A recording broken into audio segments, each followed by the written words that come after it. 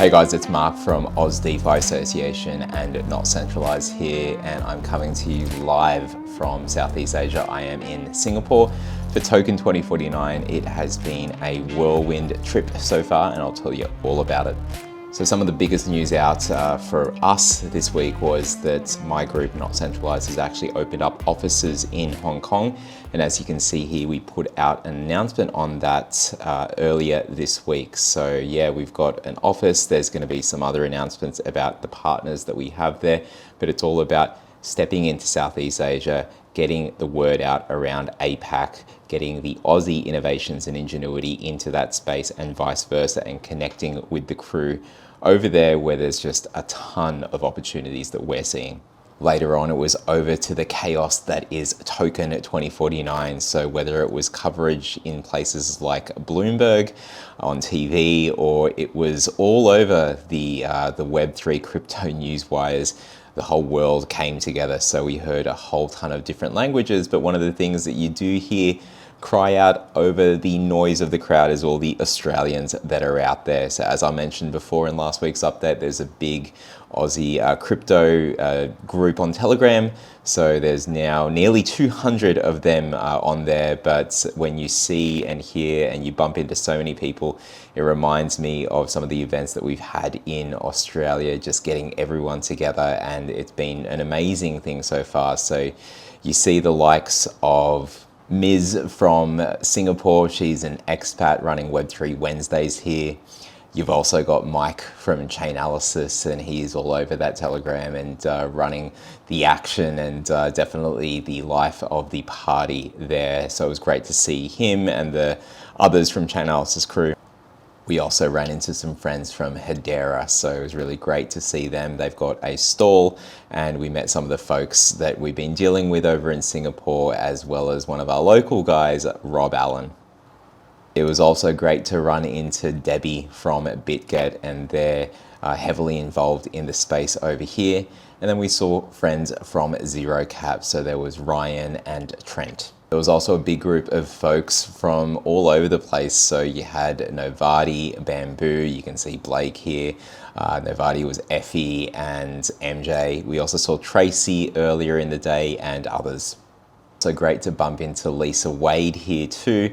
And we had a really interesting story because we got to see walking through the mall Vitalik. No photos, as he's not into the selfie game anymore, and that's totally cool. It was just really nice to get to speak to the man, the myth, the legend, for a minute or two that we got a chance to do so over at Coinbase House. So yeah, well spotted to our mate Benny, who pointed him out to us as we were walking around, and yeah, we got to get to have a chat with the man himself. So that was a really great experience, and hopefully we get to have more things like that. So I'm filming this. This is still day one of Token 2049. There's still another day left. I'm about to head out to some of the other parties, but it's been pretty crazy so far.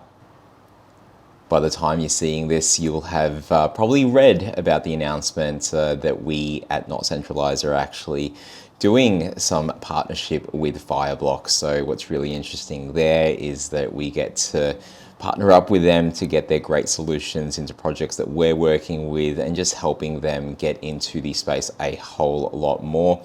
If you're not already using Fireblocks, then you need to check it out. Not only are they great at the infrastructure and security that they provide, but they're also a great sponsor of the Australian DeFi Association. So we thank them for that too. And as you can see here, I'm wearing the swag. It's all about the swag here. There's a whole lot of bags and stuff for Token 2049. It's ridiculous. There's just some stuff here. As you can see, it's a whole ton, and that's only from partially being able to collect stuff. That was just way too much. So, you know, if you're thinking about coming, bring an empty bag. Also, I am wearing a singlet, as you can see here. It's got the Filipino flag, and that's because next week I am heading to not Token 2049. I am heading to Philippine Blockchain Week, and that's going to be running from Monday to Friday. It's got its own K-pop and metaverse show, and even a fashion show, as well as talks with the government and DeFi and real world assets and tokenization and a whole lot more.